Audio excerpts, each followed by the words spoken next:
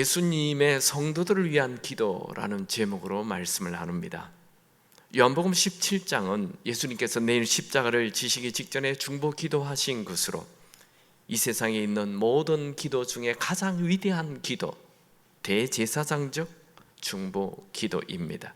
예수님의 이 요한복음 17장에 나오는 기도는 세 부분으로 나누어져 있어요.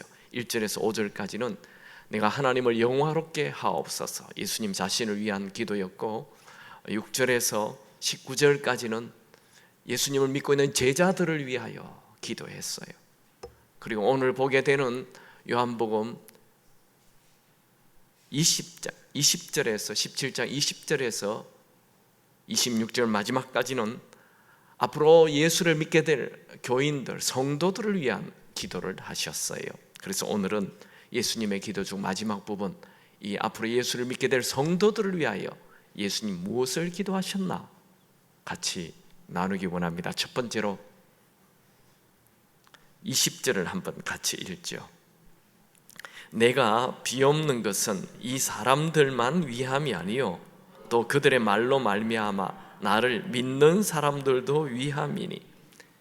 내가 비옵나니를 요한복음 3번 얘기하는데 제자를 위하여 비옵나니 2번 하시고, 이제 예수 앞으로 믿게 될 교인들을 위하여 내가 비옵나니 1번 하십니다. 예수님은 지금 제자들을 통해서 예수 믿은 사람이 아직 한 명도 없는데, 이 제자들을 통해서 예수 믿게 될 사람들을 위해 기도하시는 거예요. 그 당시 예수님의 제자들은, 예수님이 기도할 당시 제자들은 곧 예수님을 버리고 도망갈 자들입니다. 예수님을 팔 자입니다. 예수님을 부인할 자입니다. 그런 자들을 통해 예수 믿게 될 자들을 위하여 기도한다는 거예요. 우리 주님의 기도는 대단하시죠. 아직 있지도 않는 일을 위해 기도하시는 거예요. 이런 기도를 기대하는 기도, 미리 바라보는 기도, 앞선 기도, 믿음의 기도, 이렇게 이름을 붙입니다. 지금 제자들이 엉망이잖아요. 그래도 그들을 통해 예수 믿게 될 자들이 있을 것을 기대하면서 기도하시는 것이죠. 여러분, 여러분의 남편이, 여러분의 아들과 딸들이, 내 새로운들이 부족해도 앞으로 하나님께서 그들을 크게 쓰실 것을 믿고 기도할 수 있게 되기 바랍니다. 지금 있지도 않는 교인, 그 교인들을 위해 예수님은 기도하십니다. 아직 우리도 예수님처럼 있지도 않는 사람을 놓고 일찍 기도할 수 있어야 합니다. 여러분의 자녀들이 아직 어립니까? 그래도 그 아이가 결혼할 그 대상, 그 사위와 며느리를 위해 기도하셔야 됩니다. 그리고 아직 태어나지도 않는 그 손주를 놓고 기도하셔야 됩니다. 우리 교회를 위하여 여러분이 기도할 때 우리 교회, 지금의 교회만 볼 것이 아니라 10년 후, 100년 후 우리 교회를 보고 기도하셔야 합니다. 이런 것은 믿음이 없는 사람은 할 수 없습니다. 여러분, 여러분의 자녀들에게 돈을 물려주려고 하지 말고 기도를 쌓아 주십시오. 기도보다 좋은 유산은 없습니다. 부모의 기도가 쌓인 자녀, 축복의 인생을 살게 됩니다. 여러분, 돈이 우리의 미래를 책임져 주지 않습니다. 직장이 우리의 미래를 책임져 주지 않습니다. 회사가 우리의 미래를 책임져 주지 않습니다. 이번 코로나 사태로 너무 잘 알았죠? 그 든든했던 인류 기업이 그냥 맥없이 무너집니다. 그렇게 믿었던 돈이 아무 소용이 없이 사라집니다. 우리는 그동안 너무 하나님을 믿는다 말은 하지만 너무 돈을 믿지 않았나요? 너무 직장을 믿지 않았나요? 내 실력을 믿지 않았나요? 여러분, 우리의 돈과 실력과 직장, 이것은 하루아침에 다 사라질 수 있는 것입니다. 하나님을 믿으시기 바랍니다. 하나님을 붙잡으시기 바랍니다. 하나님께 기도를 쌓으시기 바랍니다. 모든 것은 하나님 손에 달려 있습니다. 여러분, 우리 한국이 이렇게 교회가 많고 지금 내가 예수를 믿고 있는 것은 예수님께서 2000년 전 유대 땅 예루살렘의 어느 다락방에서 예수 믿는 자들을 향해 기대하며 기도하셨기 때문입니다. 우리 한국 땅을 놓고 기도했던 수많은 외국의 믿음의 사람들이 있어서 우리가 지금 신앙생활하고 있는 것입니다. 여러분, 우리의 기도에는 우리의 상상을 뛰어넘는 무한한 능력이 있습니다. 여러분, 기도가 쌓인 사람과 기도가 쌓이지 않는 사람의 인생은 완전히 다릅니다. 예수님은 내일이면 십자가에 죽으십니다. 그런데 지금 제자들이 전도하여 예수를 믿게 될 미래의 교인들을 위해 기도하십니다. 여러분, 기도는 내 상황과 상관없이 미리 앞서서 승리를 바라보며 기도해야 합니다.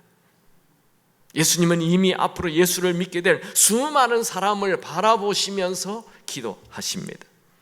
기도의 선점을 잡은 자가 결국 이깁니다.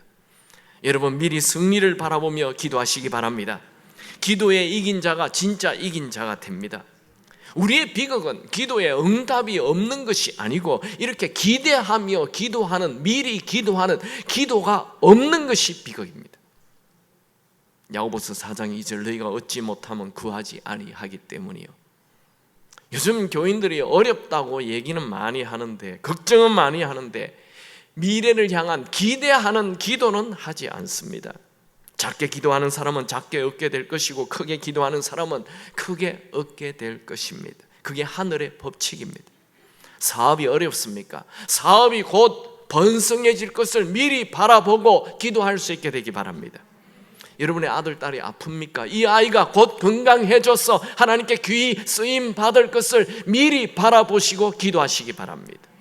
남편이 예수를 안 믿습니까? 그 남편이 예수를 믿어 교회 장로님이 되고 또 교회 기둥이 될 것을 미리 바라보고 기도하시기 바랍니다. 우리 하나님은 어떤 분이지요? 우리가 상상하는 것보다 위대하고 광대하고 크신 분이십니다. 이사야 40장 15절, 하나님에게는 세상에 있는 모든 나라들도 큰 물통 안에 있는 물 한 방울과 같다. 이사야 40장 29절, 하나님은 지친 사람에게 힘을 주시고 약한 사람에게 능력을 넘치도록 부어주신다. 이사야 40장 31절, 하나님을 의지하는 자는 새 힘을 얻고 하나님을 바라보는 자는 독수리가 하늘을 쑥 위로 높이 올라감 같이 힘을 가지게 된다. 이사야 42장 3절, 하나님은 상한 갈대를 꺾지 아니하시고 꺼져가는 심지를 끄지 않으신다. 이사야 42장 7절, 하나님은 눈먼 자의 눈을 뜨게 하시며 갇힌 자를 풀어주시고 어둠 속에 있는 자들이 사는 감옥에서 끌어내십니다. 이사야 42장 16절, 하나님은 어둠을 빛으로 바꾸시고 거친 땅을 평탄하게 하십니다. 우리 이사야 43장 18절 19절 잘 아는 말씀 같이 한번 읽을까요? 너희는 이전 일을 기억하지 말라, 옛적 일을 생각하지 말라. 보라, 내가 새 일을 행하리니 이제 나타낼 것이라. 너희가 그것을 알지 못하느냐? 정령이 내가 광야의 길과 사막에 강을 내리니. 여러분, 우리 하나님은 어떤 분입니까? 광야에 길을 내시고 사막에 강을 내시는 분이십니다. 아니, 사막에 얼마나 물을 쏟아부어야 강이 생기겠습니까? 이것은 불가능한 곳에 가능케 하시는 분이 하나님이시라는 것입니다. 그러므로 우리는 불가능 속에서도 가능을 바라보며 미리 기대하는 기도를 해야 합니다. 엘리야는 3년 반 동안 물 한 방울 내린 적이 없는 엄청난 기근 속에서도 하늘에서 큰 비가 내릴 것을 기대하며 기도하였습니다. 그 기도대로 정말 큰 비가 내렸습니다. 여러분의 인생이 지금 가뭄의 땅입니까? 큰 비가 내릴 것을 기대하며 기도하시기 바랍니다. 큰 비가 내릴지어다, 큰 비가 내릴지어다, 큰 비가 내릴지어다.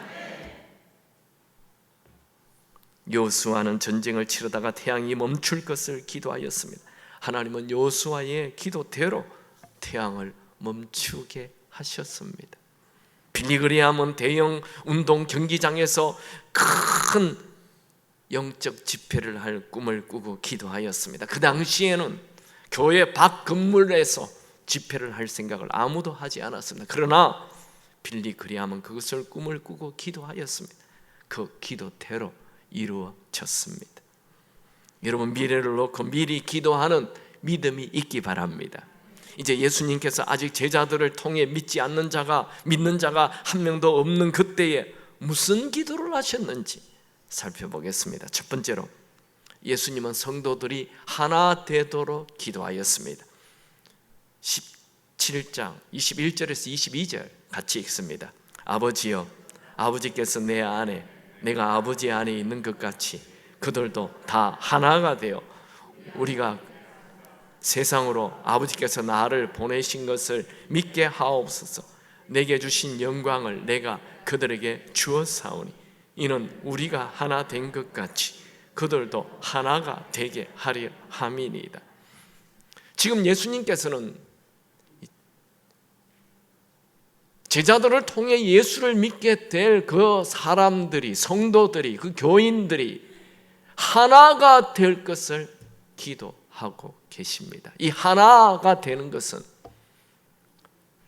요한복음 17장 11절에서도 이미 하셨던 얘기죠. 지난주에 우리가 봤죠. 나는 세상에 더 있지 아니하며 그들은 세상에 있사옵고 나는 아버지께로 가옵나니 거룩하신 아버지여, 내게 주신 아버지의 이름으로 그들을 보존하사 우리와 같이 그들도 하나가 되게 하옵소서. 예수님은 거듭 제자들도 하나가 되게 해달라고 기도하고 앞으로 예수를 믿게 될 교인들도 하나가 되게 해달라고 제일 먼저 기도하십니다. 예수님은 죽음 직전 마지막 중보 기도에 하나가 되게 해달라는 기도를 4번이나 반복합니다. 11절, 21절, 22절, 23절. 그만큼 예수님은 이 하나됨을 중요시하고 있다는 거죠. 예수님은 단 한 번도 똑같은 문제를 이렇게 거듭 4번 기도한 적이 없습니다. 여러분, 예수님께서 오늘날 교회에 있는 교인들에게 가장 원하는 소원이 뭘까요? 교인들끼리 하나가 되는 것입니다. 교인들끼리 하나가 되는 것은 예수님의 소원이며 비전이며 꿈이며 유언입니다. 그냥 형식적으로 하나가 되는 것을 말하는 것이 아니고 삼위일체 하나님이 하나가 된 것처럼 그런 완전한 하나가 되는 걸 말합니다. 예수님이 꿈꾸시는 교회는 교인의 숫자가 많은 교회가 아니라 교인들끼리 하나가 되는 연합된 교회입니다. 여러분, 예수님은 언제나 하나가 되게 하시고 하나가 되는 것을 원하십니다. 연합하는 것을 원합니다. 그러나 사탄은 언제나 분열하게 하고 깨어지게 만듭니다. 예수님은 칭찬하고 격려를 하십니다. 사탄은 고발하고 싸우게 만듭니다. 예수님은 빌다, 세우는 것이 목적이고 사탄은 디스트로이, 파괴하는 것이 목적입니다. 여러분, 교회를 하나 되게 하고 연합하게 한다면 예수님에게 쓰임받는 자가 되고, 교회를 나누어지게 하고 분열하게 하고 싸우게 한다면 사탄에게 쓰임받는 자가 됩니다. 제가 목사 된 지 지금 30년 됐어요. 많은 교회 봤어요. 또 저는 하나님께 특별히 은혜를 주셔서 한국의 전 세계 수많은 교회를 제가 집회를 다녔어요. 참 많은 교회를 보았어요. 그리고 그곳에 가면 언제나 간증을 듣게 됩니다. 여러 교회 목사님들의 간증, 장로님들의 간증. 참 무서운 것은 교회를 깨는 사람들은 다 어려워진다는 거예요. 공통점에 교회는 하나님의 예수님 몸이기 때문에 교회를 깨면 하나님이 그를 손대십니다. 여러분들은 절대로 교회를 깨지 않기 바랍니다. 교회를 다치게 하면 내가 다칩니다. 내 인생이 다칩니다. 내 가정이 다칩니다. 이건 그냥 우리 목사님이 급주네 이렇게 생각하시면 안 돼요. 이건 제가 너무나 많은 교회를 봤어요. 정말 우리는 이 교회를 든든히 세우는 여러분에게 예수님의 영성이 있기 바랍니다. 이 사탄의 영성을 가지면 다 깹니다. 자기도 죽습니다. 바리새인이었던 사울이 예수 믿는 자들을 체포하고 감옥으로 끌고 가고 스데반을 돌로 쳐 죽이는데 앞장섰죠. 그가 다메섹에서 부활하신 예수님을 만나게 됩니다. 그때 예수님은 사울에게 사울아 사울아 내가 어찌하여 나를 핍박하느냐? 이 말씀은 오늘도 교회의 분쟁을 일으키고 교회를 공격하는 것은 예수님을 핍박하는 자가 된다는 것을 말씀하시는 거죠. 여러분, 산속에 사는 곰은 자신이 사냥한 먹이를 먹을 때 어떤 옆에 짐승이 오면 당장 그냥 쳐서 없애버립니다. 그런데 스컹크가 자기 옆에 와서 자기가 잡아놓은 사냥감을 먹으면 가만히 내버려 둡니다. 스컹크는 건드리면 한 달 내내 그 몸에 자기 몸에 냄새가 나기 때문에 곰은 스컹크가 자기 먹이를 먹으면 그냥 놔둬요. 여러분, 미련한 곰도 스컹크와 싸우지 않는데 왜 교인들끼리 싸웁니까? 냄새나는 싸움은 무의미한 승리만 남깁니다. 사탄은 아군끼리 싸우게 합니다.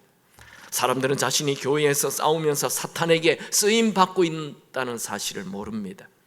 열정이 많은 사람일수록 다른 사람과 부딪힐 가능성이 큽니다. 그러므로 교회에서 섬기는 분들은 많은 일을 하기보다 하나됨에 힘써야 합니다. 여러분, 교회에는 많은 일을 하기보다 좋은 관계를 맺어가는 연합이 훨씬 더 중요합니다. 여러분, 하나가 되는 비결이 뭘까요? 예수님께서 요한복음 17장에서 하나가 되는 비결을 거듭거듭 말씀하십니다. 그것은 언제나 예수님이 하나님과 하나 되신 같이 우리도 하나가 되게 해달라는 거예요. 예수님과 하나님은 하나였습니다. 요한복음 10장 30절 나와 아버지는 하나이니라 하시는데, 여러분, 예수님은 하나님과 어떻게 하나가 되었습니까? 빌립보서 2장 6절 8절 그는 근본 하나님의 본체시나 하나님과 동등됨을 취할 것으로 여기지 아니하시고 오히려 자기를 비워 종의 형체를 가지사 사람들과 같이 되셨고 사람의 모양으로 나타나서 자기를 낮추시고 죽기까지 복종하셨으니 곧 십자가에 죽으심이라. 예수님이 하나님과 하나 되는 것은 죽기까지 복종하는 것, 완전한 복종.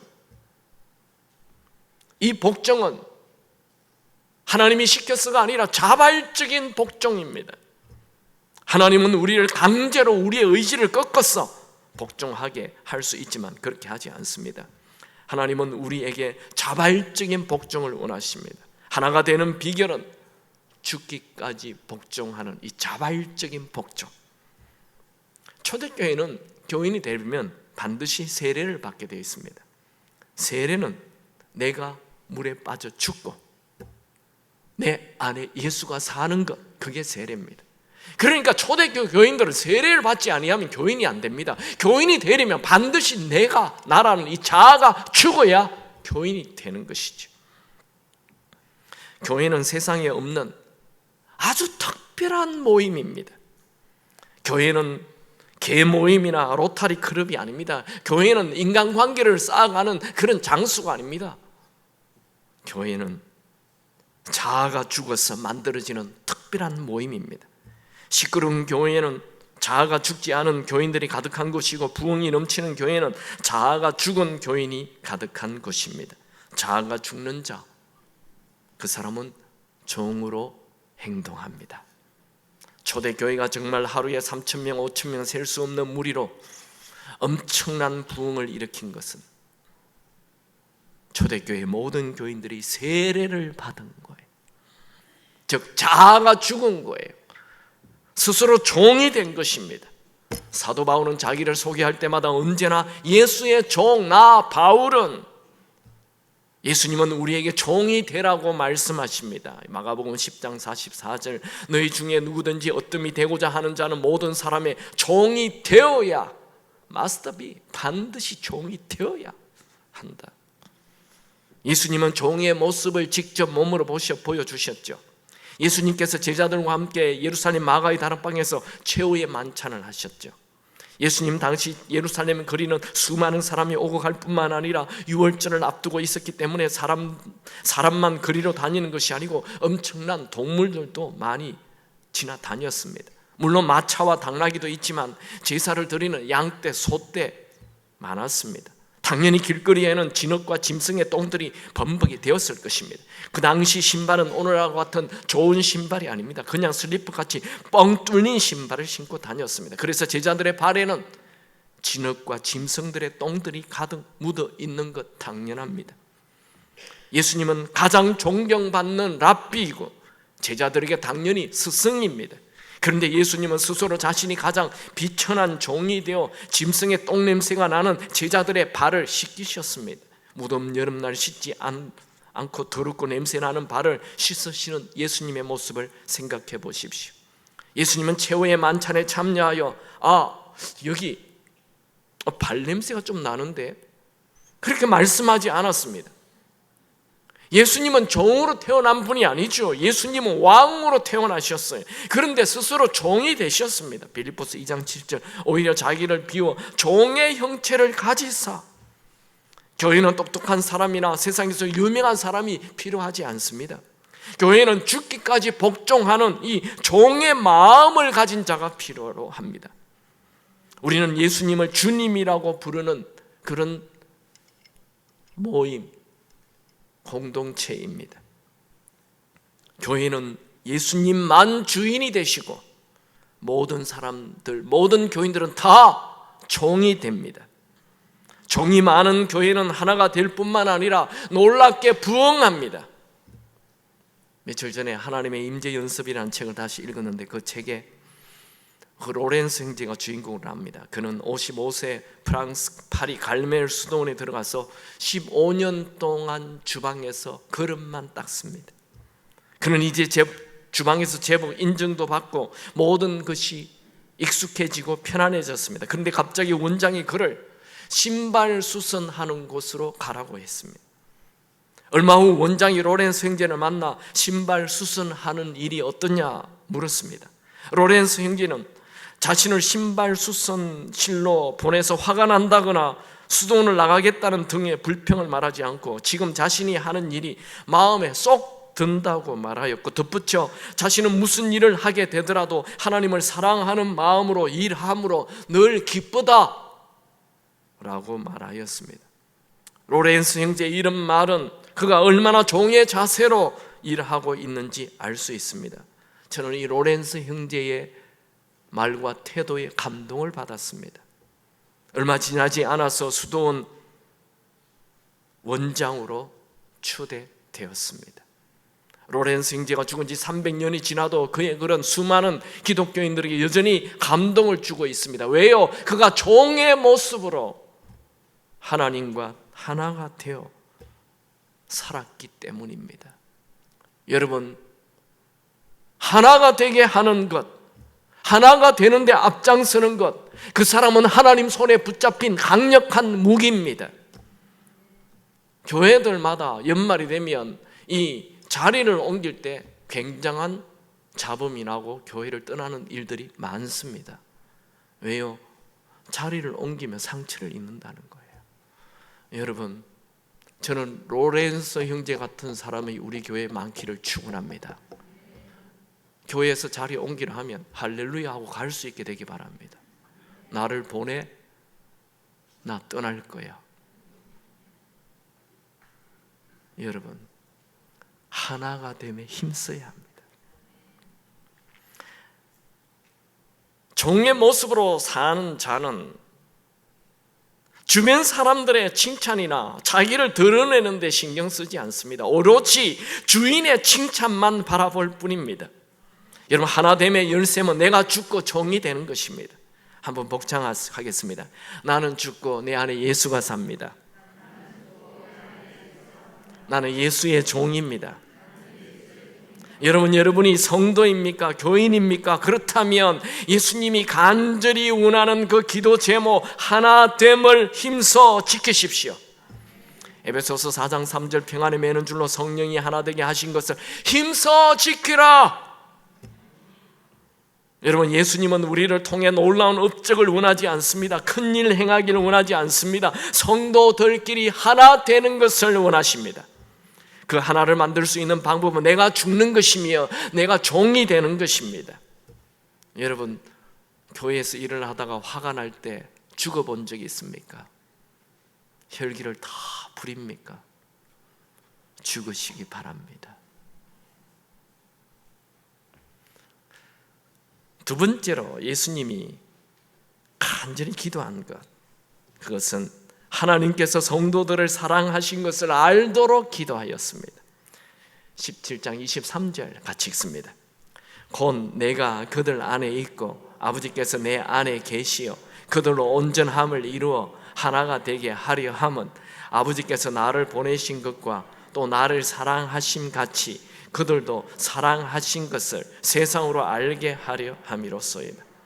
예수님의 기도가 조금 어렵지만 다 얘기할 수 없고 딱 하나만 얘기하겠습니다. 그것은 하나님이 예수님을 사랑하신 것처럼 앞으로 예수를 믿게 될 교인들도 하나님이 그들을 사랑하심을 알게 하옵소서, 그렇게 기도하고 계십니다.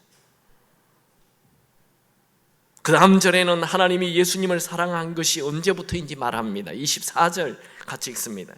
아버지여, 내게 주신 자도 나 있는 곳에 나와 함께 있어 아버지께서 창세 전부터 나를 사랑하심으로 내게 주신 나의 영광을 그들도 보게 하시기를 원하나이다. 하나님은 예수님을 언제부터 사랑했습니까? 창세 전부터, 우주가 만들어지기 되기 전부터 하나님은 예수님을 사랑하셨고, 그때부터 지금 구약 4000년이 지나도록 계속 예수님을 사랑하고 계십니다. 이 사랑을 교인들이 알기를 원한다고 기도합니다.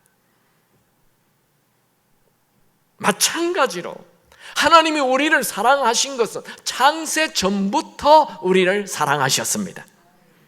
우리는 우연히 태어난 존재가 아니라 하나님께서 창세 전에 어머니 뱃속에서 내가 만들어지기 전에 계획된 사람이고 하나님의 사랑을 받은 자입니다. 시편 139편 13절 16절 주께서 내 장을 지으시며 나의 모태에서 나를 만드셨나이다. 내가 주께 감사함. 나를 지으심이 심히 기묘하심이라. 주께서 하시는 일을 기함을 내 영혼이 잘 아나이다. 내가 은밀한 데서 지음을 받고 땅의 깊은 곳에서 기이하게 지음을 받을 때 나의 형체가 주의 앞에 숨겨지지 못하였나이다. 내 형질이 이루어지기 전에 주의 눈이 보셨으며 내 모양, 내 이 얼굴, 내 이 모든 오장육부가 만들어지기 전에 하나님이 나의 모습을 보셨습니다. 아멘입니까? 예수님은 앞으로 예수를 믿을 교인들이 하나님의 사랑을 알 뿐만 아니라 그 하나님의 사랑이 교인 또 마음 안에 가득하도록 또 기도합니다. 26절 같이 읽습니다. 내가 아버지의 이름을 그들에게 알게 하였고 또 알게 하리니 이는 나를 사랑하신 사랑이 그들 안에 있고 나도 그들 안에 있게 하려 함이니. 나를 사랑하신 그 사랑, 그리고 예수님을 사랑하신 그 하나님의 사랑이 교인들 안에도 가득하도록 기도하고 있습니다. 예수님의 마지막 중보기도는 우리 성도들이 하나님의 사랑을 체험하고 알고 또 그 하나님의 사랑이 마음에 가득하도록 기도하고 있는 것입니다. 저는 여러분들에게 묻고 싶습니다. 지금 여러분 안에 하나님의 사랑이 가득하십니까? 부모와 자녀 사이의 최고의 비극은 부모의 사랑을 자녀들이 믿지 않는 거예요. 자녀들은 끝없이 부모가 자녀를 사랑하는지 의심합니다. 그 소중한 시간을 다 낭비하고 부모가 죽고 나서야 부모가 자기를 사랑했다고 늦게 깨닫고 부모의 사랑을 보답하지 못한 걸 후회합니다. 여러분, 하나님과 사람 사이의 비극은 사람이 하나님의 사랑을 믿지 않는 것입니다. 어리석은 사람은 끝없이 하나님이 나를 사랑하는지 의심하고 하나님의 사랑을 전혀 느끼지도 못하고 무감각하게 지내고 외롭고 초라하게 삽니다. 심지어 교회 몇십 년을 다녀도 하나님의 사랑을 느끼지도 못했다, 알지도 못한다라는 사람이 많아요. 예수님은 앞으로 예수를 믿게 될 성도들이 하나님이 예수님을 사랑하신 것처럼 하나님의 사랑을 알도록 기도하십니다. 여기 아는 것, 기노스코라는 단어인데 이미 지식적인 것이 아닌 체험으로, 경험으로 아는 걸 말합니다. 자녀들은 부모가 자기를 얼마나 큰 사랑으로 사랑하는지 다 알 수 없고 이해할 수 없어요. 그래서 어른들이 늘 하는 말, 니도 자식 낳아봐라. 그때야 좀 알 거다. 제가 그렇더라고요. 저는 우리 어르신들 다 돌아가신 이후에 뼈가 쓰리도록 부모가 나를 사랑했구나 알게 됩니다. 우리 한국에는 60고래장이라는 설화가 있어요. 진짜인지 아닌지는 몰라요. 원래 고려 시대의 장례 문화인데 부모가 병들면 60 나이에 자식이 병든 부모를 지게 지고 산속에 묻는 이 불효를 비난하는 말에서 나왔다라고 합니다. 이 고래장이 정말 가난하고 못 먹는 보릿고개 시절에 있었다고도 합니다. 어느 아들이 고래장으로 자신의 어머니를 지게 지고 산속으로 가고 있었습니다. 등에 업힌 어머니가 길가에 있는 소나무 잎을 뜯어서 땅에 뿌렸습니다. 아들이 어머니의 이상한 행동을 보고 물었습니다. 어머니, 왜 자꾸 솔잎을 뜯어 땅에 뿌리십니까?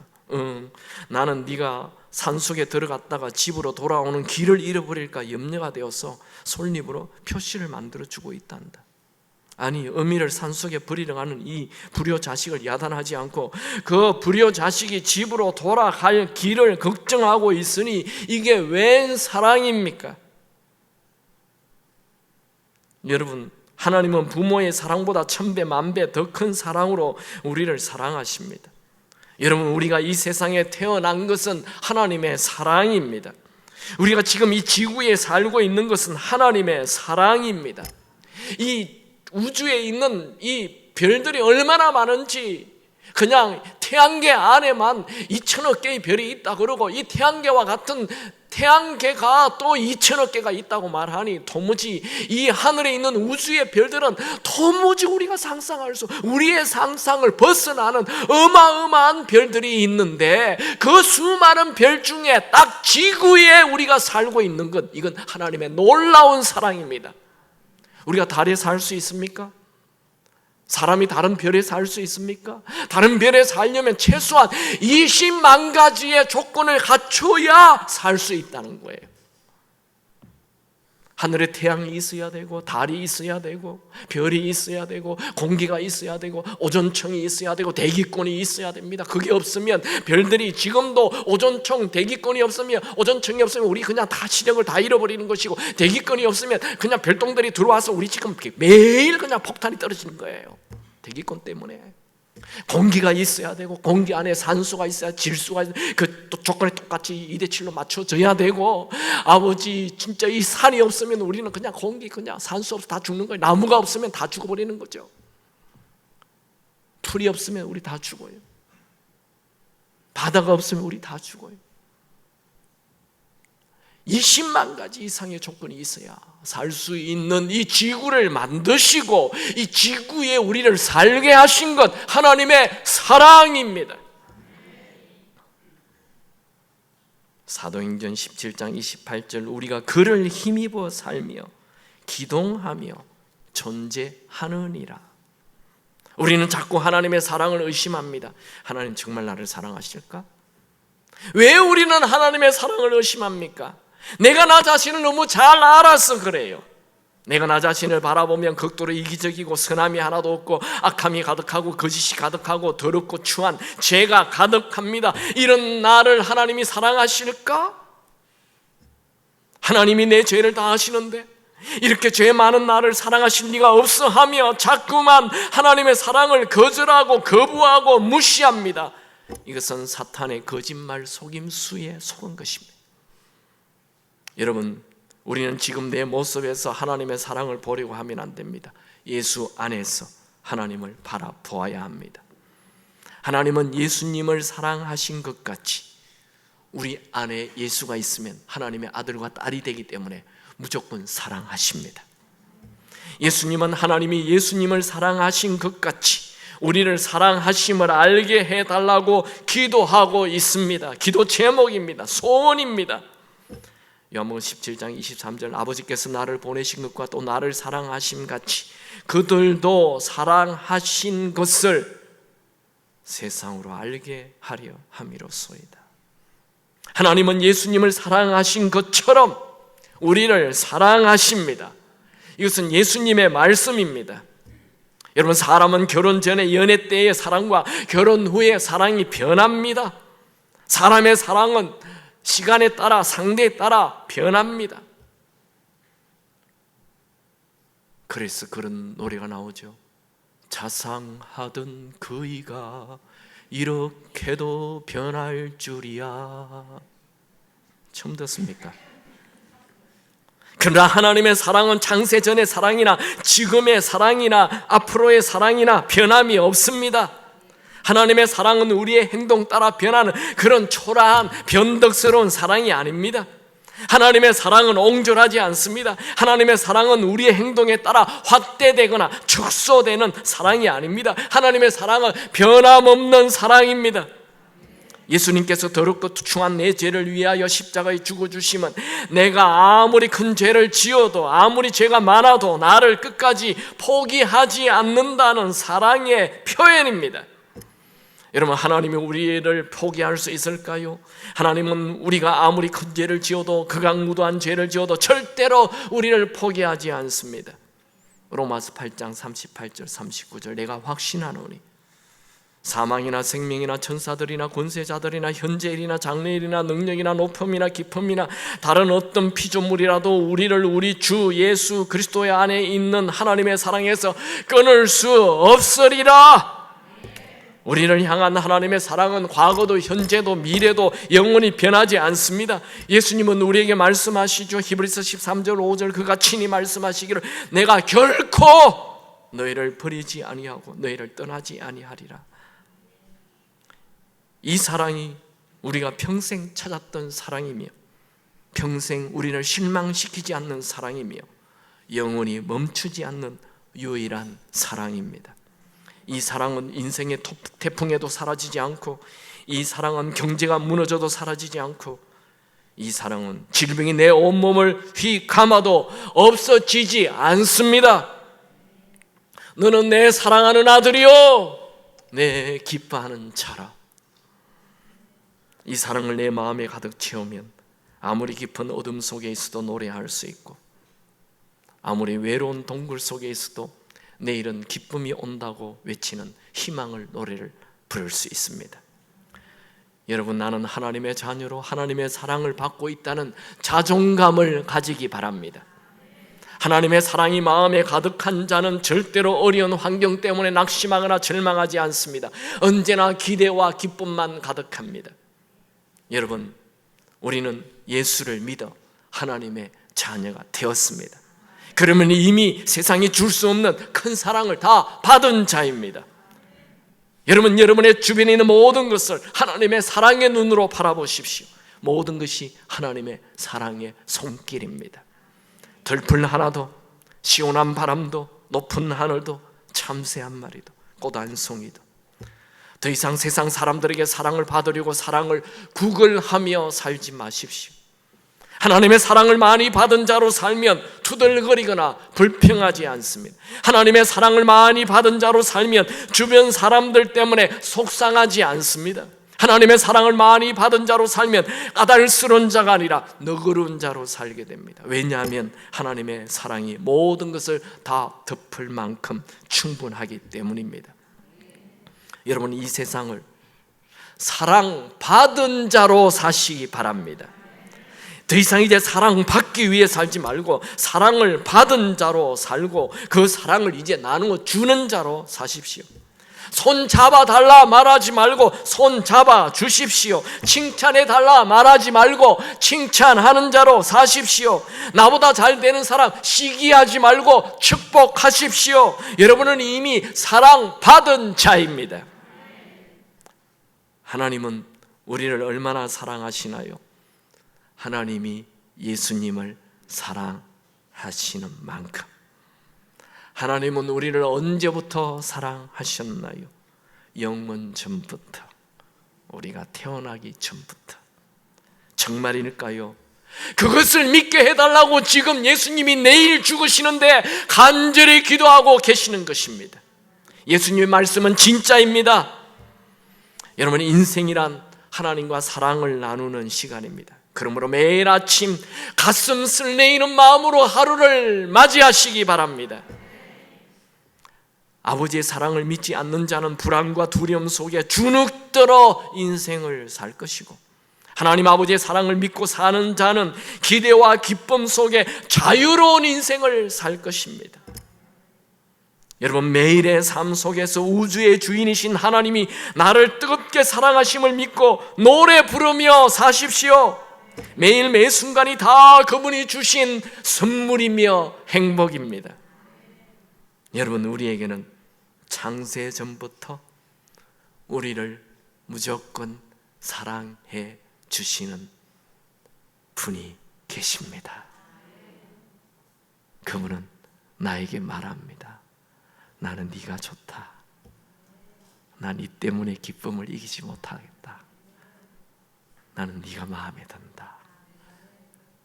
나는 네가 내 마음에 쏙 든다. 할렐루야. 말씀 정리합니다. 교인들을 향한 주님의 첫 번째 소원은 교인들끼리 하나가 되는 것입니다. 교인을 향한 주님의 두 번째 소원은 하나님의 사랑을 풍성히 받은 자로 알고 사랑을 나누며 사는 자입니다. 사람들 보면요, 까칠하게 사는 분들이 있어요. 난 원래 까칠해. 건드리지 마. 고치세요. 어린애들 보면 이 까칠한 아이들의 공통점이 있죠. 엄마 아빠의 사랑을 못 받은 애들이 까칠해요. 근데 사랑을 많이 해줘도 까칠한 애가 있어요. 걔는요, 지 스스로 까칠하기로 결정한 거예요. 하나님은 성경을 통해서 우리를 사랑한다. 예수님처럼 우리를 사랑한다 지금 말씀하고 있잖아요. 그런데 내가 선택했어요. 까칠하게 살기로. 고쳐야 돼요. 하나님은 여러분에게 어마어마한 사랑을 지금 쏟아붓고 있어요. 장대비가 내려도 그냥 우산을 쓰고 있으면 안 와요. 하나님의 사랑이 쏟아져도 내가 사랑을 거부하면 사랑이 나에게 안 와요. 하나님의 사랑이 여러분에게 가득 차 있어요. 이제 사랑받은 자로 사시기 바랍니다. 주님 사랑해요. 주님 사랑해요. 말하지 않아도 표현 다 못해도 주님 사랑해요.